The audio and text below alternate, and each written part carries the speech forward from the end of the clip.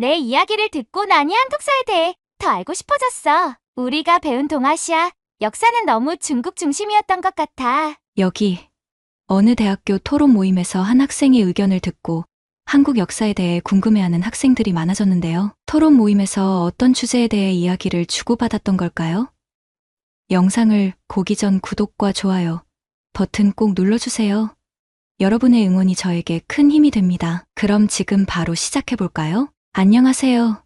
제 이름은 아멜리아입니다. 저는 현재 캐나다 토론토 대학교에서 국제관계학을 공부하고 있어요. 세계 각국의 문화와 정치, 그리고 그들 간의 관계를 배우는 것이 저에게는 무척 흥미롭습니다. 하지만 제 마음속에는 늘 특별한 나라가 자리 잡고 있어요. 그 나라는 바로 한국입니다. 어렸을 때 부모님을 따라 몇 년간 한국에서 살았던 경험은 제게 평생 잊을 수 없는 추억이 되었어요. 제가 6살이었을 때 어머니가 한국 회사의 프로그램을 총괄하는 자리에 오르시면서 우리 가족은 한국으로 이주하게 되었죠. 아버지는 캐나다 회사 일을 원격으로 계속하시기로 하셨고요. 우리가 정착한 곳은 뜻밖에도 고성군이었어요. 캐나다 도심에 살던 저에게는 아주 낯선 환경이었죠. 처음에는 실망했던 기억이 납니다. 여긴 시골이잖아요. 라고 투정 부리기도 했어요. 하지만 그곳에서 저는 인생을 바꿀 만한 특별한 경험을 하게 되었답니다. 우리 옆집에는 할머니 한 분이 살고 계셨어요. 처음엔 조금 무서워 보였지만 곧 제 인생의 스승이 되셨죠. 할머니는 과거에 궁중 음식 전문가로 일하셨고 한국 전통 음식을 만드는 기술을 가지고 계셨어요. 어느 날 할머니께서 얘야, 이리 와봐. 맛있는 거 해줄게 라며 저를 부르셨고 호기심에 이끌려 따라갔습니다. 할머니의 작은 부엌에서는 온갖 향신료와 재료들이 풍성한 향을 내뿜고 있었고 식탁 위에는 알록달록한 반찬들이 놓여 있었어요. 그날 할머니는 오색나물, 불고기, 새콤달콤한 물김치 3가지 전통 음식을 보여주셨습니다. 매일매일 새로운 맛을 경험하며 이게 다 우리나라의 맛이야. 자연에서 나오는 영양이지라는 할머니의 말씀이 아직도 기억에 남아요. 비록 그때는 무슨 뜻인지 잘 몰랐지만 할머니의 음식들은 제게 너무 맛있었고 캐나다에서는 경험해보지 못한 놀라운 맛이었죠. 시골 마을이라 따로 갈 곳이 없었기에 저는 자주 할머니 댁을 찾았고 자연스럽게 요리를 배우기 시작했어요. 처음엔 서툴러서 주방을 엉망으로 만들곤 했지만 할머니는 아이고, 우리 아멜리아가 이제 한국 며느리감이 다 됐구나라며 웃으시며 저를 다독여 주셨습니다. 학교에서는 한국어가 서툴러 친구들과 친해지기 어려웠는데 할머니와 함께 요리를 배우며 조금씩 친구들과도 가까워지기 시작했어요. 제가 할머니와 만든 김밥을 학교에 가져가자 친구들은 야, 진짜 내가 만든 거야? 라며 신기해했고 그때부터 저는 요리 소녀로 불리기 시작했죠. 특히 기억에 남는 추억은 추석 때 함께 송편을 빚었던 일이에요. 서툰 솜씨로 만든 송편이었지만 할머니는 우리 아멜리아가 만든 게 제일 예쁘다라며 칭찬해 주셨어요. 그때 느낀 뿌듯함과 자부심이 제 마음속에 깊이 새겨졌습니다. 이런 경험들이 쌓이면서 저는 점점 한국 문화에 빠져들게 되었어요. 오랜 전통 속에서 한국의 진정한 모습을 발견했죠. 5년 후, 우리는 다시 캐나다로 돌아가야 했어요. 어머니의 프로젝트가 성공적으로 끝났고 아버지도 캐나다에서의 일이 바빠지셨기 때문이죠. 떠나기 전날 저는 할머니를 꼭 끌어안고 펑펑 울었어요. 살면서 누군가와 헤어지는 것이 이렇게 슬픈 일이라는 걸 그때 처음 알게 되었습니다. 캐나다로 돌아온 후에도 저는 한국 요리를 계속해서 만들었어요. 학교에서 열린 문화의 날 행사에서 제가 배운 한국 전통 음식을 선보이기도 했죠. 이건 한국의 전통 음식이에요. 자연과 함께하는 맛이죠 라고 설명하자 선생님과 친구들 모두 감탄했습니다. 이 경험이 지금 제가 대학에서 국제관계학을 공부하게 된 계기입니다. 저는 전통 음식 문화가 국가 간 관계에 미치는 영향에 대해 연구하고 싶었어요. 한국은 제게 그런 꿈을 꾸게 해준 특별한 나라입니다. 토론토 대학교는 제가 선택한 새로운 도전의 장소였습니다. 오랜 역사와 전통을 자랑하는 이 대학은 캐나다에서도 명문 대학 중 하나로 손꼽히죠. 대학에 처음 입학했을 때 저는 토론토가 제가 살았던 한국이나 오타와와는 많이 다르다는 것을 느꼈어요. 토론토는 비교적 작은 도시라 국제 학생의 비율이 낮았고 아시아 학생들의 수가 적어서 처음에는 약간 아쉬움을 느꼈습니다. 오리엔테이션 날 기대와 긴장을 안고 강당에 들어섰어요. 주변을 둘러보니 대부분 캐나다 학생들이었고 국제 학생들은 소수였어요. 특히 아시아계 학생들은 거의 눈에 띄지 않았고 그나마 중국인 유학생들이 꽤 많았어요. 그때 옆자리에 앉은 한 여학생이 말을 걸어왔습니다. 안녕. 난 밍밍이야. 베이징에서 왔어. 넌 어디서 왔어? 저는 안녕. 나는 아멜리아야. 오타와에서 왔어 라고 대답했죠. 그녀는 고개를 끄덕이며 물었어요. 오타와? 멋지다. 혹시 아시아에 가본 적 있어? 사실 어렸을 때 부모님 일 때문에 한국에서 몇 년 살았었어 라고 설명하자 그녀는 놀란 눈으로 와 한국에서 라고 했지만 그 후로 더 이상 대화를 이어가지는 않았어요. 수업이 시작되면서 저는 점점 더 이상한 분위기를 느끼기 시작했습니다. 중국인 유학생들이 다른 학생들과 대화를 나누며 중국은 아시아의 중심이야. 우리 문화가 가장 오래되고 영향력 있지. 한국이나 일본은 사실 중국 문화를 모방한 거야. 우리 경제 규모를 봐. 아시아에서 우리를 따라올 나라는 없어라는 말을 하는 걸 들었을 때 제 마음속에서는 무언가가 꿈틀거렸습니다. 반박하고 싶은 마음이 굴뚝 같았지만 그 자리에서 나서기는 쉽지 않았죠. 어릴 적 한국에서의 경험이 떠올랐고 그 기억들이 저를 더욱 복잡하게 만들었어요. 한 달쯤 지났을 때 아시아 문화를 주제로 한 세미나가 열렸습니다. 그 자리에서 한 중국인 학생이 발표를 했는데 그 내용이 정말 충격적이었어요. 한국의 문화는 대부분 중국 문화의 아류라고 볼 수 있죠. 라는 말에 순간 얼굴이 뜨거워졌습니다. 반박하고 싶었지만 용기가 나지 않아 겨우 손을 들어 질문 하나를 던졌죠. 그렇게 단정 짓기에는 각 나라의 문화적 특수성을 너무 간과하는 것 아닐까요? 라고 물었지만 발표자는 제 질문을 가볍게 무시하고 넘어갔어요. 그 순간 저는 깨달았습니다. 내가 한국에 대해 제대로 알고 있지 않다는 사실을요. 그날 이후 저는 한국에 대해 더 깊이 배우고 연구해야겠다고 결심했습니다. 제가 아는 것이 부족했기 때문에 그때 반박하지 못했지만 앞으로는 한국의 문화와 역사를 더 잘 이해하고 자신 있게 말할 수 있도록 노력해야겠다고 다짐하게 되었어요. 그날 이후로 저는 한국 문화와 역사에 대해 더 깊이 공부하기 시작했어요. 도서관에서 관련 책들을 찾아 읽고 온라인에서 최신 연구 자료들을 검색하며 어릴 적 한국에서의 기억을 되새기며 그때 느꼈던 문화의 깊이와 아름다움을 다시 한번 경험했죠. 대학교 2학년이 되면서 저는 국제문화 교류 동아리에 가입했어요. 다양한 나라의 문화를 이해하고 토론하는 모임이었고 그곳에서 저는 중국에서 온 교환 학생 수닝을 만나게 되었습니다. 첫 모임의 주제는 동아시아의 음식 문화였습니다. 저는 이 주제가 특히 기대되었어요. 한국 음식에 대해 이야기할 생각에 마음이 설레었죠. 하지만 그날의 토론은 제 기대와는 완전히 다른 방향으로 흘러갔습니다. 수닝이 입을 열었을 때 그는 동아시아 음식 문화의 근간은 모두 중국에서 시작되었어요. 한국이나 일본 음식도 결국 중국 음식에서 파생된 거죠라고 말했어요. 순간 귀를 의심했죠. 그의 말은 계속됐습니다. 김치도 사실 중국의 파오차이에서 유래된 거예요. 한국 음식은 중국 음식의 지방 변형일 뿐이에요. 제 안에서 무언가가 끓어오르는 것을 느꼈습니다. 할머니와 함께 담갔던 김치, 정성껏 빚었던 송편. 그 모든 추억이 한순간에 스쳐 지나갔어요. 한국 음식에 담긴 고유한 역사와 문화를 이렇게 쉽게 무시할 수 있다니. 참을 수 없었죠. 저는 떨리는 목소리로 잠깐만요 라고 말했습니다. 최대한 침착하게 말하려고 노력했어요. 한국 음식은 고유의 역사와 문화를 가지고 있어요. 단순히 다른 나라 음식의 변형이 아니라 한국만의 독특한 철학과 지혜가 담긴 음식이에요. 수닝은 비웃는 듯한 표정으로 그래요? 어떤 점에서 그렇죠? 구체적인 예를 들어볼 수 있나요? 라고 물었어요. 저는 깊게 숨을 들이마시고 천천히 제가 아는 사실들을 설명하기 시작했습니다. 김치를 예로 들어볼게요. 김치는 단순한 발효 음식이 아니에요. 한국의 기후와 지리적 특성, 그리고 문화가 반영된 음식이죠. 긴 겨울을 대비해 채소를 저장하는 지혜, 발효 과정에서 생성되는 유산균의 건강적 가치, 그리고 각 가정마다 대대로 내려오는 고유한 레시피까지.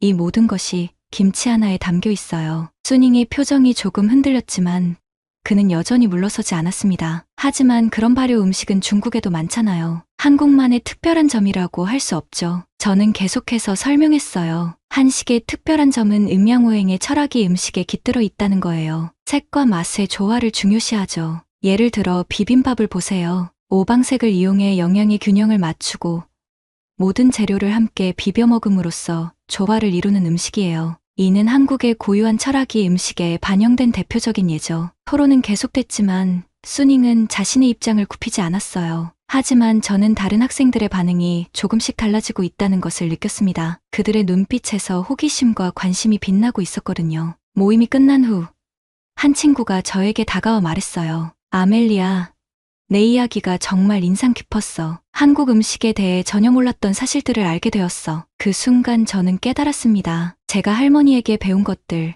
한국에서 경험한 음식 문화가 단순한 개인적 경험을 넘어서 문화적 가치와 의미를 지니고 있다는 사실을 말이에요. 그날의 토론은 저에게 한국 문화의 깊이를 더욱 확신하게 만든 중요한 계기였어요. 첫 번째 토론 이후 저는 수닝의 주장에 체계적으로 반박할 필요성을 절실히 느꼈습니다. 그의 편협한 시각은 단순히 음식 문화에만 국한된 것이 아니었어요. 그는 한국 문화 전반에 대해 폄하하는 태도를 보였죠. 다음 모임의 주제는 동아시아의 역사와 문화적 교류였고, 이번에는 철저히 준비하고 참석했습니다. 이미 알고 있는 내용이었지만 더 확실히 하기 위해 한국사 책을 여러 권 읽고 열심히 공부했어요. 모임이 시작되자 예상대로 수닝은 또다시 한국을 깎아내리기 시작했어요. 한국은 역사적으로 늘 중국의 영향 아래 있었어요. 문화든 정치든 모든 면에서 중국을 모방했죠. 이번에는 제가 먼저 나섰습니다. 수닝, 그렇게 단정 짓기에는 한국의 역사는 너무 깊고 복잡해요. 한국은 오랜 세월 독자적인 문화와 정치 체제를 발전시켜 왔습니다. 수닝은 비웃으며 반박했어요. 대체 얼마나 안다고 그래요?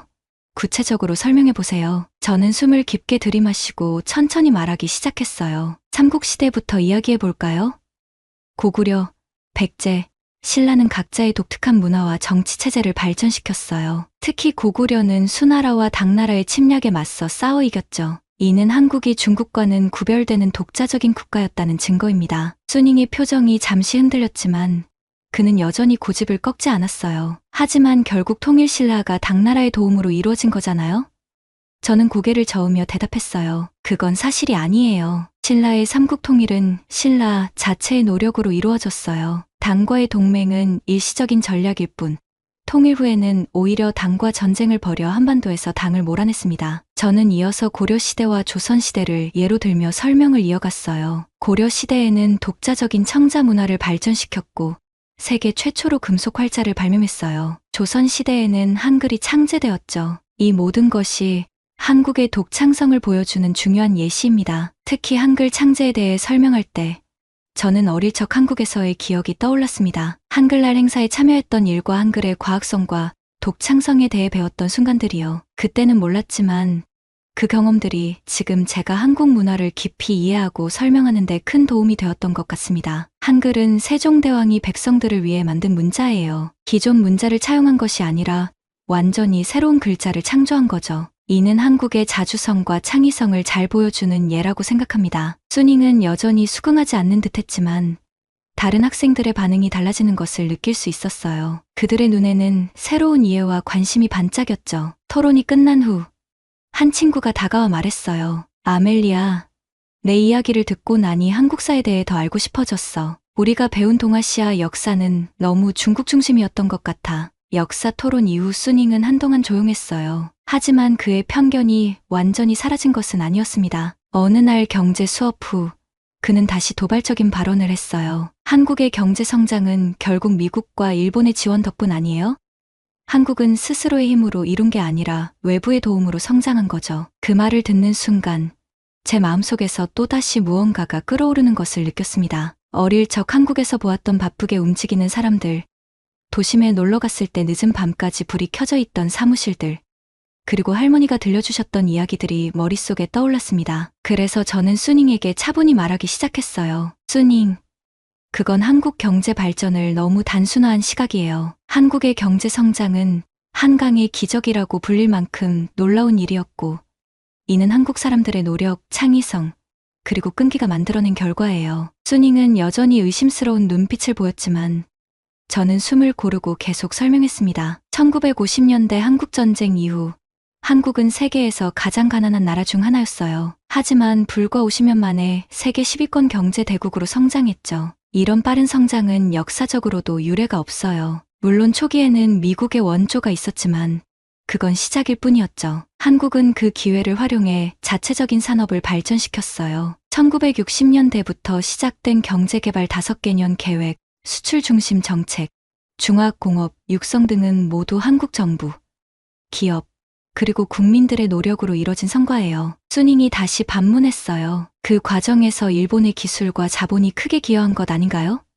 저는 고개를 끄덕이며 답했어요. 일본의 영향이 있었던 건 사실이에요. 하지만 한국은 단순히 일본의 기술을 모방하는 데 그치지 않았어요. 오히려 그 기술을 바탕으로 자체적인 기술을 개발하고 끊임없는 혁신을 이루어냈죠. 저는 제가 한국에서 살았을 때 직접 보고 경험했던 것들을 떠올렸습니다. 한국은 이제 세계에서 인정받는 기술 강국이 되었어요. 첨단 기술의 스마트폰, 세계 최고의 인터넷 속도, 그리고 세계 곳곳을 누비는 한국 자동차들을 보세요. 삼성, 현대, LG 같은 기업들은 이제 세계적인 기업들이 되었어요. 삼성은 애플과 어깨를 나란히 하는 스마트폰 제조사가 되었고, 현대 자동차는 전 세계 도로에서 볼 수 있죠. 조선 산업에서도 한국은 세계 1위를 차지하고 있습니다. 그리고 제가 가장 좋아하는 예시를 꺼냈어요. 특히 반도체 산업을 보세요. 1983년 한국이 64K 디램을 개발했을 때 세계는 한국의 기술력을 의심했어요. 하지만 지금 한국은 전 세계 메모리 반도체 시장의 절반 이상을 차지하고 있어요. 이건 단순한 모방이 아니라 끊임없는 혁신과 투자의 결과입니다. 교실 분위기가 서서히 바뀌는 것을 느낄 수 있었어요. 다른 학생들의 눈에 호기심과 놀라움이 보였죠. 그리고 잊지 말아야 할 것은 이 모든 성과 뒤에는 한국인들의 교육에 대한 열정과 근면함이 있다는 거예요. 제가 한국에서 살았을 때 봤던 학생들의 열정, 직장인들의 헌신, 그게 바로 한국 경제 성장의 진정한 원동력이었어요. 수닝은 여전히 완전히 납득하지 못한 표정이었지만 더 이상 반박하지 않았어요. 대신 다른 학생이 질문을 했습니다. 그렇다면 한국의 경제 성장이 주는 교훈은 뭐라고 생각해?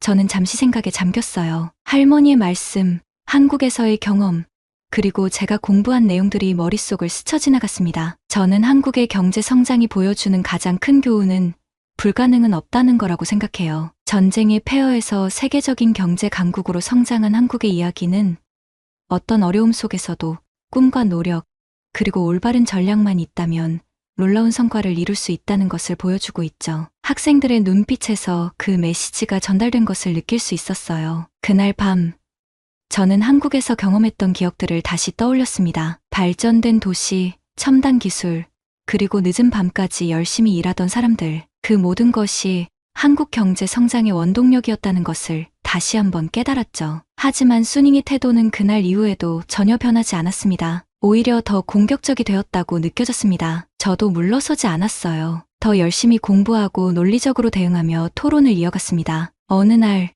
국제개발학 수업에서 각국의 발전 모델을 비교 분석하는 발표가 있었습니다. 저는 한국을, 수닝은 중국을 주제로 선택했죠. 수닝이 먼저 발표를 시작했습니다. 중국의 경제 성장은 세계사에서 유례가 없을 정도로 빠르고 눈부신 성과입니다. 강력한 중앙정부의 지도 아래 우리는 모든 면에서 세계를 앞서가고 있죠. 다른 나라들은 중국을 배워야 합니다. 그의 과장된 주장에 교실 안 분위기가 다소 불편해졌습니다. 발표 후 질문 시간이 주어졌을 때 저는 손을 들고 질문했습니다. 수닝, 중국의 경제 성장 과정에서 나타난 인권 탄압, 환경 오염, 언론 통제 같은 문제들은 어떻게 설명할 수 있나요?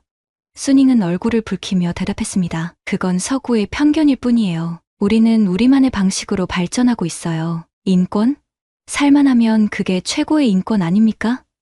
이제 제 차례가 되었고, 저는 깊은 숨을 들이쉬고 발표를 시작했습니다. 한국의 발전 모델은 경제 성장과 민주주의, 그리고 시민사회의 성숙을 동시에 이룬 특별한 사례입니다. 1950년대 한국전쟁 이후 극빈국에서 시작해 현재 세계 10위권 경제 대국으로 성장했죠. 하지만 더 중요한 것은 이 과정에서 이룩한 민주화와 시민의식의 성장입니다. 저는 구체적인 통계와 사례를 통해 설명을 이어갔습니다. 한국은 1인당 GDP 3만 달러를 넘는 선진국이면서 동시에 언론의 자유와 시민 권리 보장에서도 높은 평가를 받고 있습니다. 반면 중국은 경제 규모는 크지만 1인당 GDP는 한국의 3분의 1에 불과하며 언론의 자유와 인권 상황은 국제사회에서 지속적으로 문제로 제기되고 있죠. 수닝은 화를 내며 끼어들었습니다. 그래서 뭐? 우리는 14억 인구를 먹여 살리고 있어. 서방의 기준으로 우리를 판단하지 마. 저는 차분하게 대응했습니다. 인구 규모로 모든 문제를 정당화할 수는 없어요. 오히려 중요한 건 그 많은 인구의 기본적 권리를 어떻게 보장하느냐입니다. 한국의 민주화 과정을 보세요. 1980년대 군사 독재 시절 시민들은 생명의 위협을 무릅쓰고 자유와 민주주의를 위해 싸웠습니다. 그 결과 1987년 직선제 개헌이 이루어졌고 이후 평화적인 정권 교체가 이어지고 있습니다. 저는 최근에 사례도 언급했습니다. 2016년 박근혜 대통령 탄핵 촛불 집회는 1,700만 명이 넘는 시민들이 평화적으로 참여한 민주주의의 축제였습니다. 반면 중국은天安門 사건 이후 대규모 시위를 허용하지 않고 있습니다. 홍콩의 민주화 시위는 어떻게 진압되었나요? 수닝의 얼굴은 화가 나서 붓게 변했어요. 그건 내부 문제야. 너희가 뭘 한다고 그래? 그건 우리 내부 문제라고 라고 소리쳤습니다. 저는 다시 침착하게 대답했습니다. 인권 탄압을 내부 문제로 정당화할 수는 없습니다. 한국의 코로나 대응을 보세요. 투명한 정보 공개와 시민들의 자발적 참여로 효과적으로 대응했죠. 교실 안 분위기가 조용해졌고 학생들은 진지하게 저의 이야기를 경청하고 있었습니다. 반면 중국은 초기 코로나19 정보를 은폐하고 내부 고발자를 탄압했으며 그로 인해 전 세계적 대유행의 시발점이 되었다는 지적을 덧붙였습니다. 저는 마지막으로 강조했죠. 진정한 발전이란 단순한 경제 성장만이 아니라 시민의 자유와 권리가 보장되는 사회를 만드는 것입니다. 한국의 사례는 경제 발전과 민주주의가 양립할 수 있음을 증명해 줍니다. 반면 중국의 모델은 단기적인 성과에도 불구하고 장기적으로 지속 가능한 발전 모델이 될 수 있을지 의문입니다. 발표가 끝나고 교실은 숙연한 분위기에 휩싸였고 많은 학생들이 고개를 끄덕이며 깊은 생각에 잠겼습니다. 발표 이후 캠퍼스 곳곳에서 우리 토론에 대한 이야기가 퍼져나갔어요. 여러 학생들이 저에게 다가와 한국의 발전 모델에 대해 더 자세히 알고 싶다고 물어보았죠. 반면 수닝은 점점 고립된 듯한 모습을 보였습니다. 다음 날 국제개발학 교수님이 저를 연구실로 부르셨어요. 아멜리아, 어제 발표 정말 인상적이었어요. 한국과 중국의 발전 모델을 객관적으로 비교하면서 중요한 문제들을 날카롭게 지적하더군요. 교수님의 칭찬에 저는 가슴이 뿌듯해졌습니다. 감사합니다, 교수님. 제가 경험하고 연구한 내용을 잘 전달하고 싶었어요. 그러자 교수님은 제게 뜻밖의 제안을 하셨습니다. 아멜리아, 당신의 연구를 논문으로 발전시켜보는 건 어떨까요? 개발도상국들에게 한국의 발전 모델이 주는 시사점을 다루면 좋은 논문이 될 것 같아요. 교수님의 제안에 저는 흥분을 감추지 못했습니다. 그날부터 저는 한국의 발전 모델에 대해 더 깊이 연구하기 시작했어요. 한국은 경제뿐만 아니라 문화적 측면에서도 대단했지만 특히 눈에 띄는 것은 기술 혁신 분야였습니다. 한국은 블룸버그 혁신지수에서 수년간 최상위권을 유지하고 있었으며 특허 출원 건수도 세계 최고 수준을 자랑했죠. 코로나19 대응에서도 한국은 세계적인 모범이 되었습니다. K방역이라는 이름으로 전 세계가 한국의 방역 시스템을 배우기 위해 주목했어요. 투명한 정보 공개, 신속한 진단 키트 개발, 드라이브스루 선별 진료소 등의 혁신적인 아이디어는 세계를 놀라게 했습니다. 외교적으로도 한국의 위상은 더욱 높아지고 있었습니다. G20 정상회의 의장국을 맡았고 UN 사무총장을 배출했으며 최근에는 UN 안전보장이사회 비상임이사국으로 선출되기도 했습니다. 이러한 모든 사실을 정리하면서 제 마음속에 확신이 자리 잡았어요. 한국은 더 이상 누군가를 따라가는 나라가 아니라 세계를 이끌어가는 선도국이라는 것을요. 논문을 마무리하며 저는 결론을 내렸습니다. 한국의 발전 모델은 단순한 경제 성장을 넘어 민주주의의 성숙, 문화적 영향력 확대, 기술 혁신, 그리고 국제사회에서의 책임 있는 역할 수행까지 아우르는 종합적인 성공 사례이다. 이는 많은 개발도상국에게 영감을 줄 수 있는 이상적인 모델이다. 논문을 제출하고 연구실을 나서는 길에 제 가슴은 벅차올랐습니다. 제가 사랑하는 한국, 제2의 고향이 이토록 대단한 나라라는 사실에 감격스러웠죠. 그동안의 경험을 통해 한 가지 결심이 생겼습니다. 앞으로도 계속해서 한국의 우수성을 연구하고 이를 세계에 알리는 데 힘쓰겠다는 다짐이었어요. 대학을 졸업하면 저는 한국에서 살아볼 계획입니다. 한국 기업에 취업하는 것도 고민하고 있죠. 인터넷에서 본 최근의 한국 모습은 제가 살았던 10년 전보다 훨씬 발전한 듯 보였어요. 꼭 다시 방문해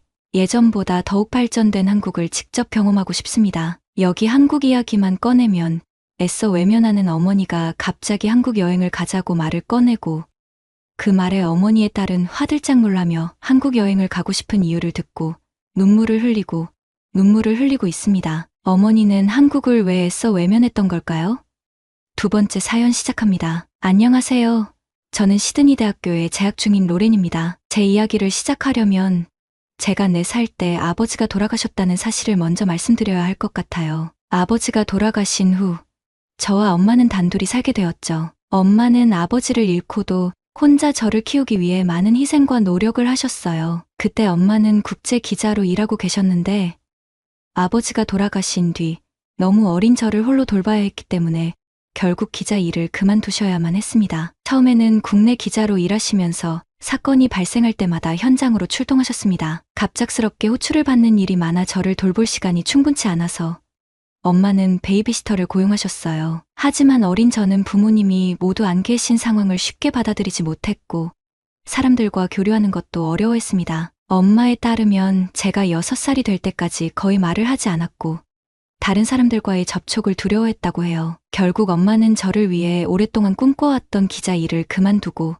저를 돌보는 일에 전념하기로 하셨습니다. 엄마의 이런 결단 덕분에 저는 점차 마음을 열고 다른 친구들과도 어울리며 학교 생활을 시작할 수 있었어요. 제가 어렸을 때 가장 기억에 남는 건 엄마가 저에게 더 많은 것을 보여주고 경험하게 하기 위해 함께 호주의 여러 곳을 다녔다는 거예요. 그 덕분에 저는 다양한 경험을 쌓으며 성장할 수 있었죠. 아버지가 있는 친구들을 볼 때면 가끔 부럽기도 했지만 엄마가 아버지 이상의 사랑과 보살핌을 주셨기에 그 빈자리가 크게 느껴지진 않았습니다. 하지만 시간이 지남에 따라 우리 집의 경제 사정은 점점 나빠졌어요. 엄마가 일을 그만두신 이후로 수입이 없었기 때문에 결국 우리는 살던 집을 정리하고 더 작은 집으로 이사해야 했습니다. 그럼에도 불구하고 엄마는 저를 위해 항상 최선을 다해주셨고 저는 그 희생을 보답하기 위해 공부에 매진했습니다. 제가 중학생이 되었을 때 엄마는 다시 일을 시작하셨어요. 오랫동안 저를 돌보느라 경력을 쌓을 시간이 없었기 때문에 다시 기자로 일하기는 어려웠고 대신 마트에서 캐셔로 일하거나 음식점에서 일하셨습니다. 엄마가 고생하시는 모습을 보면서 저는 더욱 열심히 공부했고 꼭 성공해서 엄마에게 보답하겠다는 다짐을 하게 되었습니다. 엄마는 새벽부터 밤늦게까지 일을 하셨지만 피곤한 와중에도 저를 볼 때마다 따뜻한 미소를 지어주셨어요. 그 미소가 저에게는 큰 힘이 되었습니다. 엄마도 가끔 아버지가 그리우셨는지 먼 곳을 바라보며 아련한 표정을 지으실 때가 있었습니다. 그럴 때마다 저는 엄마 곁에 있는 것이 얼마나 소중한지 느끼곤 했죠. 엄마는 저에게 내가 있어서 내가 행복하다라고 자주 말씀하셨어요. 엄마의 그 말 한마디가 제게는 큰 위로가 되었습니다. 엄마의 헌신 덕분에 저는 고등학교를 무사히 마칠 수 있었고 명문인 시드니 대학교에 입학할 수 있었습니다. 제가 시드니 대학교에 합격했다는 소식을 들었을 때 엄마는 저를 꽉 안아주시며 정말 고생했다라고 말하며 눈물을 흘리셨습니다. 그 순간 저는 엄마의 모든 희생이 헛되지 않았다는 것을 느꼈고 더 큰 책임감을 느끼게 되었죠. 대학에 입학한 후 저는 개인 과외와 아르바이트를 병행하면서 교수님의 연구 프로젝트 리서치 어시스턴트로도 일하기 시작했습니다. 이 일들 덕분에 생활비와 학비를 충당할 수 있었고 엄마는 이제 일을 그만두셔도 되는 상황이었어요. 하지만 엄마는 여전히 일을 계속하셨습니다. 저는 학비와 생활비를 스스로 해결할 수 있었기 때문에 엄마에게 더 이상 경제적 부담을 드리지 않으려 했습니다. 엄마도 음식을 만드는 일은 그만두셨지만 여전히 마트에서 일을 하며 저를 뒷바라지해 주셨죠. 대학 생활이 바쁘긴 했지만 중고등학교 시절에 비해 엄마와 보낼 시간이 많아졌어요. 그때는 엄마가 항상 바빠서 아침이나 저녁 잠깐 얼굴을 보는 정도였는데 대학에 들어가고 나서는 수업과 아르바이트를 마치고 집에 가면 엄마가 집에 계셔서 오랜만에 대화를 나눌 수 있었습니다. 하지만 엄마는 제가 아무리 돈을 드리려고 해도 받지 않으셨어요. 그래서 저는 엄마와 함께 의미 있는 추억을 만들기 위해 오랫동안 고생하신 엄마와 여행을 떠나기로 결심하게 되었습니다. 저는 호주에서만 자랐고 어렸을 때 엄마와 함께 호주의 여러 지역을 많이 여행했기 때문에 이번엔 유럽으로 여행을 가보고 싶었습니다. 엄마에게 깜짝 선물을 해드리기 위해 몰래 유럽 여행을 준비하고 있었죠. 유럽의 아름다운 국가들을 찾다 보니 정말 멋진 곳이 너무 많아서 어디를 가야 할지 고민이 됐습니다. 엄마는 젊은 시절 국제 기자로 일하셨기 때문에 이미 많은 나라를 다녀오셨을 거라는 생각에 이번에는 엄마가 가보지 않은 곳을 찾고 싶었어요. 그래서 어느 날 엄마에게 살짝 여쭤봤습니다. 엄마, 해외여행을 가려는데 유럽 중 어느 나라가 좋을까요? 하고요. 그런데 엄마의 대답은 제가 전혀 예상하지 못한 곳이었어요. 엄마는 나는 한국에 한번 가보고 싶어 라고 말씀하셨거든요. 한국이라니 유럽처럼 역사적인 도시나 유명한 랜드마크가 있는 나라도 아니고 저는 한국을 생각해 본 적이 없었어요. 게다가 엄마는 평생 일만 하셨고 케이팝이나 한국 드라마, 영화에도 별다른 관심을 보이신 적이 없어서 더 놀랐죠. 오히려 저는 엄마가 한국 문화를 좋아하지 않는다고 생각했어요. 한국에 대해 이야기를 할 때 엄마의 표정이 굳곤 했거든요. 그래서 너무 궁금해서 물어봤습니다. 엄마, 왜 한국에 가고 싶으세요?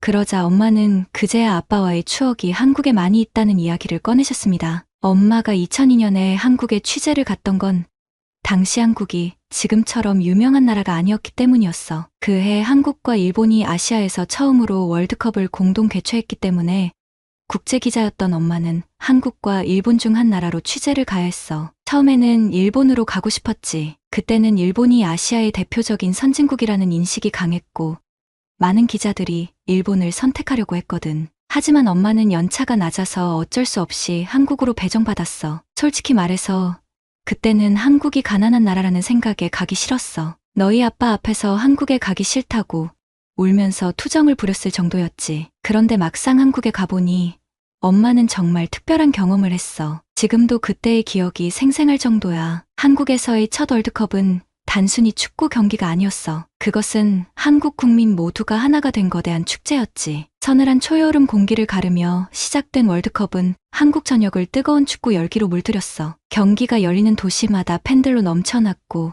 거리마다 태극기가 휘날리며 사람들은 대한민국을 외쳤지. 그 열정적인 함성은 정말 잊을 수 없었어. 특히 인상적이었던 건 한국 사람들의 따뜻한 환대와 친절이었어. 그들은 전 세계에서 온 축구 팬들을 마치 오래된 친구처럼 맞이했어. 어디를 가도 미소를 잃지 않는 사람들 덕분에 분위기는 더욱 활기차고 따뜻했지. 경기장 안에서는 각국의 팀들이 치열하게 경쟁했고 한국 국가대표팀은 그때 모두의 기대를 뛰어넘는 활약을 보여줬어. 특히 한국인들의 응원은 정말 대단했어. 그들의 뜨거운 함성과 열정적인 응원이 경기장을 가득 메우며 경기를 더욱 특별하게 만들었지. 한국이 8강에 진출했을 때는 온 나라가 축제의 장이었어. 나도 그들과 함께 기쁨을 나누며 하루를 만끽하고 숙소로 돌아왔지. 그런데 그곳에는 내 아빠가 기다리고 있었어. 엄마가 한국으로 떠나기 전 울면서 싫다고 했던 걸 걱정한 아빠가 휴가를 내고 한국까지 날아온 거야. 아빠는 엄마의 취재 현장을 따라다니며 한국에서의 월드컵을 함께 즐겼어. 한국이 4강에 진출했을 때는 아빠도 그 축제 분위기에 완전히 빠져들었지. 그리고 아마 너를 한국에서 가졌던 것 같아. 월드컵 취재를 다녀온 후에 임신 사실을 알게 됐거든. 그때 우리는 서둘러 결혼식을 올리고 너를 낳았어. 아빠는 내가 조금 더 크면 셋이서 꼭 다시 한국에 가자고 여러 번 이야기했어. 아빠도 한국이란 나라를 너에게 보여주고 싶어 했거든. 그래서 엄마가 한국을 싫어하는 게 아니야. 한국을 떠올리면 그때 아빠와 함께 했던 추억이 떠올라서 가슴이 뭉클해지기 때문에 눈물을 참으려고 했던 것뿐이야. 지금도 내 아빠가 그리워. 내 아빠와의 그 소중한 추억이 있기 때문에 엄마는 한국에 다시 가보고 싶었던 거란다. 엄마의 이야기를 듣고 저는 눈물이 멈추지 않았어요. 그 자리에서 엄마와 함께 한국을 여행하기로 결심했죠. 드디어 한국에 도착한 날, 엄마는 공항에 발을 디디자마자 감회에 젖은 듯 문시울이 부러지셨지만 이내 밝게 웃으며 입국 수속을 하러 걸어가셨어요. 저는 빠른 입국 절차에 깜짝 놀라 엄마에게 한국은 예전에도 이렇게 빨랐나요? 라고 물었어요. 엄마는 웃으며 전혀 아니었어. 2002년에는 전 세계에서 몰려온 사람들로 공항이 붐볐고 인천공항이 막 개장한 지 얼마 안 됐기 때문에 아주 오래 기다려야 했지. 줄 서면서 화장실도 제대로 못 갔던 기억이 나네라고 말씀하셨어요. 우리는 택시를 타고 서울역 근처의 숙소로 이동했는데 엄마는 차창 밖으로 보이는 풍경을 말없이 한참 동안 바라보셨어요. 서울에서 하룻밤을 묵은 후 엄마와 저는 KTX를 타고 광주로 내려갔습니다. 엄마는 아빠와 처음 만난 곳이 대전이었지만 두 분의 추억이 가장 많은 곳이 광주라며 광주에 가고 싶어 하셨어요. 기차 안에서 엄마는 2002년 월드컵 8강전이 광주 월드컵 경기장에서 열렸다고 설명해 주셨어요. 그 경기에서 한국은 스페인과 맞붙었고 연장전 끝에 승부차기로 한국이 승리하면서 사상 처음으로 4강에 진출했다고 하셨어요. 그때를 회상하는 엄마의 모습은 마치 20년 전 국제 기자 시절로 돌아간 것 같았어요. 광주에 도착한 우리는 숙소에 짐을 풀고 광주 월드컵 경기장과 여러 관광지를 둘러봤어요. 엄마는 충장로에 도착했을 때 아빠와 처음으로 한국에서 데이트를 했던 곳이라며 추억에 잠기셨어요. 충장로는 2002년과 비교해 많이 발전했지만 예전 모습이 어렴풋이 남아있어서 엄마는 마치 소녀처럼 행복해하셨죠. 엄마는 그때를 떠올리며 월드컵 8강전이 끝난 뒤 이곳에서 붉은 물결과 환호성이 가득했다고 말하셨어요. 거리에는 태극기를 흔드는 사람들과 대한민국을 외치는 함성으로 가득했고 사람들은 기쁨의 눈물을 흘리며 승리를 축하했다고 하셨죠. 그날 밤 엄마와 아빠는 손을 잡고 충장로를 걸으며 경적을 울리는 자동차들, 태극기를 내건 사람들을 구경하셨다고 해요. 엄마는 그 순간 나중에 아빠와 꼭 저를 데리고 다시 이곳을 방문하고 싶다고 생각했었다고 하셨어요. 엄마는 그때로 돌아간 듯 아빠와의 추억을 이야기하며 광주의 여러 곳을 둘러봤어요. 그리고 농담처럼 저를 가리키며 아마 그때 내가 생긴 것 같아. 너는 한국에서 생긴 한국인이라고 할 수 있지. 라며 웃으셨어요. 광주에서 며칠간 머물며 엄마와 함께 여러 추억의 장소를 방문한 후 우리는 다시 서울로 올라왔습니다. 서울에 도착한 엄마는 20년 전과 지금의 서울이 너무나도 달라져서 놀랍다고 하셨어요. 당시 서울은 월드컵 열기로 가득했지만 지금은 그때와는 다른 모습으로 많이 발전했다고요. 특히 길거리에 쓰레기가 많던 옛날과 달리 지금은 도시가 아주 깨끗해졌다고 감탄하셨어요. 엄마는 예전에 서울과 많이 달라졌다고 말씀하셨어요. 고층 빌딩이 많이 생겨서 마치 뉴욕의 맨해튼을 보는 것 같다고 하시며 놀라워하셨죠. 저는 엄마와 함께 경복궁, 시청, 광화문 광장, 청계천을 방문했어요. 엄마는 한국을 여행하면서 매우 행복해 보였지만 뭔가 이상한 느낌이 들었어요. 한국으로 오는 비행기에서도 광주에서도 서울에서도 엄마는 제대로 식사를 하지 않으셨거든요. 처음에는 아빠 생각이 나서 그런가 보다 했어요. 그래서 구글로 평점이 좋은 한국 맛집들을 찾아가며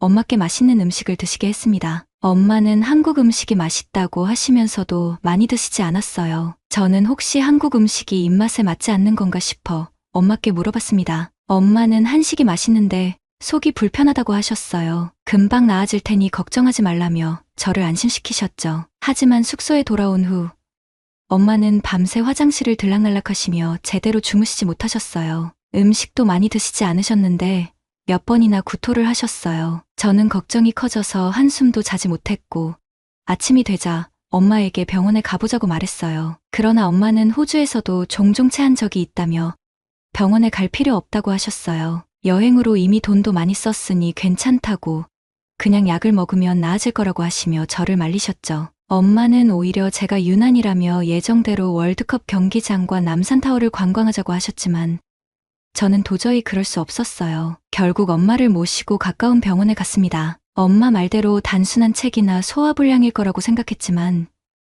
여행 내내 제대로 음식을 못 드시고 자주 구토하시는 모습을 보고 더 이상 미룰 수 없었어요. 외국인이라 병원비가 많이 나올까 걱정했지만 진단을 받고 안심하고 싶었죠. 한국 병원은 시설이 깨끗하고 쾌적했으며 작은 병원임에도 의료 장비가 잘 갖춰져 있어 놀랐어요. 접수 후 오래 기다리지도 않고 바로 의사 선생님을 만날 수 있었고 간단한 검사까지 할 수 있었죠. 엄마는 괜찮다며 계속 유난을 떤다고 하셨지만 검사 결과는 예상치 못한 충격적인 것이었어요. 의사 선생님은 증상이 심각하고 암이 의심된다고 하시며 소견서를 써주셨고 큰 병원에서 정밀 검사를 받아보라고 하셨어요. 그 순간 저와 엄마 모두 충격을 받아 아무 말도 할 수 없었어요. 결국 우리는 소견서를 들고 큰 병원으로 가서 정밀 검사를 받았고 저는 초조하게 결과를 기다렸습니다. 검사 결과는 위암이었어요. 의사 선생님은 빠르게 수술이 필요하다고 말씀하셨습니다. 그 정도 진행 상태면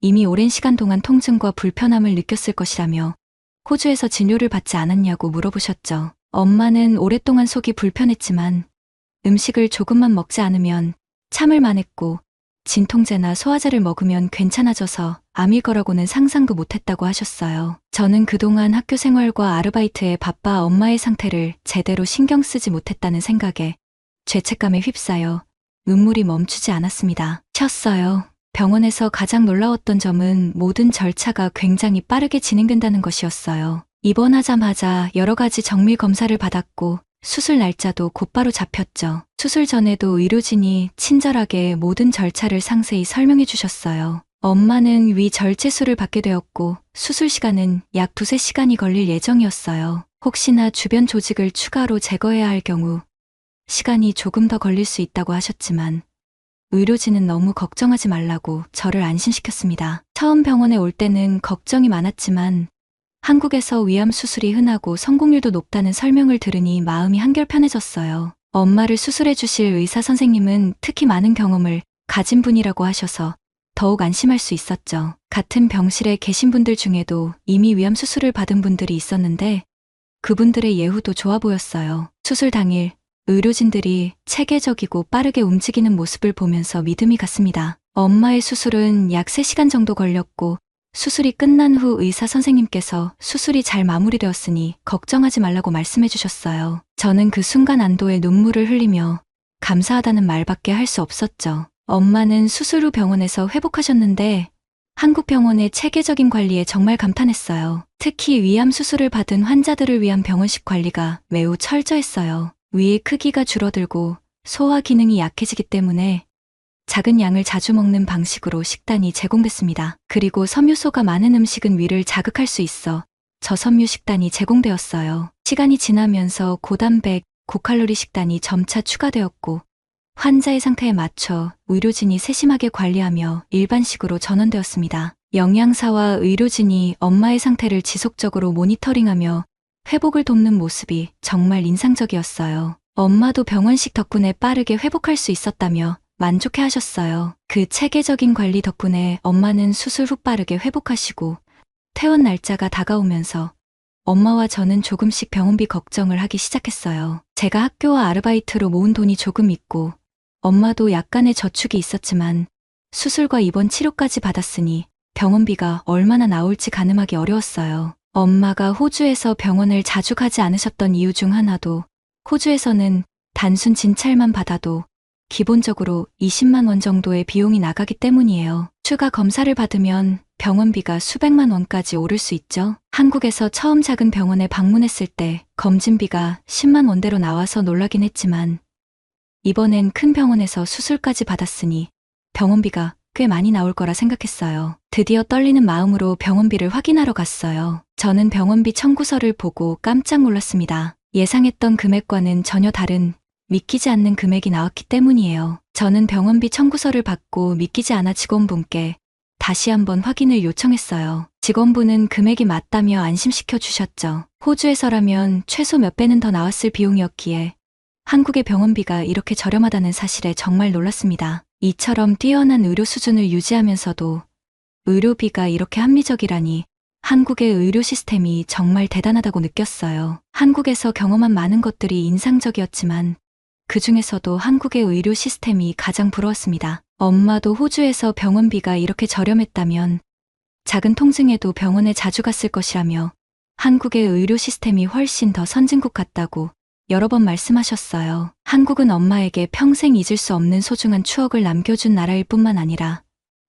이제는 엄마의 생명까지 구해준 나라가 되었죠. 만약 우리가 이번에 한국을 방문하지 않았더라면 어떻게 되었을까 생각만 해도 끔찍해요. 엄마는 수술 이후 회복 속도가 눈에 띄게 빨라졌어요. 이제는 스스로 식사도 잘하시고 식사량도 점차 늘어나고 있어요. 예전처럼 속쓰림이나 메스꺼움, 복통이 전혀 없다고 하셨어요. 음식을 먹을 때의 불편함도 사라져서 매우 만족해 하셨어요. 엄마의 회복을 지켜보면서 저도 안심할 수 있었죠. 다음 달에 엄마의 예후를 살펴보기 위해 다시 한국을 방문할 예정입니다. 이번에는 지난번에 가지 못했던 상암 월드컵 경기장, 남산타워, 그리고 여의도 한강공원 등도 모두 가볼 계획이에요. 이제 저는 한국을 생각할 때마다 정말 감사한 마음이 들 것 같아요. 한국은 단순한 여행지가 아니라 저희 엄마의 병을 치료해주고 그녀에게 평생 잊지 못할 아름다운 추억을 남겨준 나라가 되었으니까요. 한국에서의 경험은 저와 엄마에게 너무나도 큰 의미로 남아있고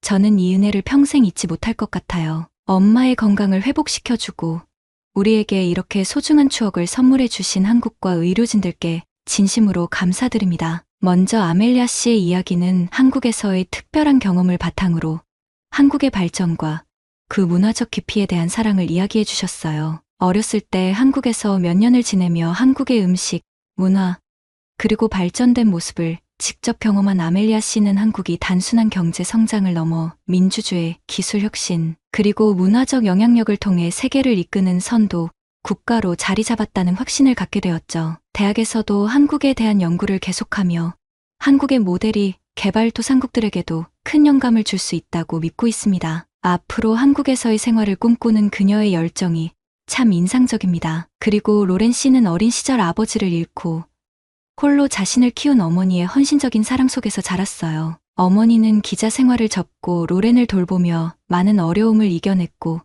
그 덕분에 로렌은 무사히 성장해 시드니 대학교에 입학할 수 있었습니다. 어머니의 희생과 사랑에 보답하기 위해 열심히 공부하며 어머니와의 특별한 추억을 남기기 위해 함께 여행을 계획하는 로렌 씨의 이야기 역시 우리에게 큰 감동을 주었죠. 두 분의 이야기를 들으니 삶의 여정 속에서 우리를 이끌어주는 것은 결국 사랑과 꿈, 그리고 그걸 이루기 위한 끊임없는 노력이 아닌가 싶습니다. 여러분도 자신만의 이야기를 만들고 소중한 사람들과 함께 그 여정을 걸어가시길 바라요. 오늘도 행복한 하루 보내시길 바랍니다. 함께 나누고 공감해요.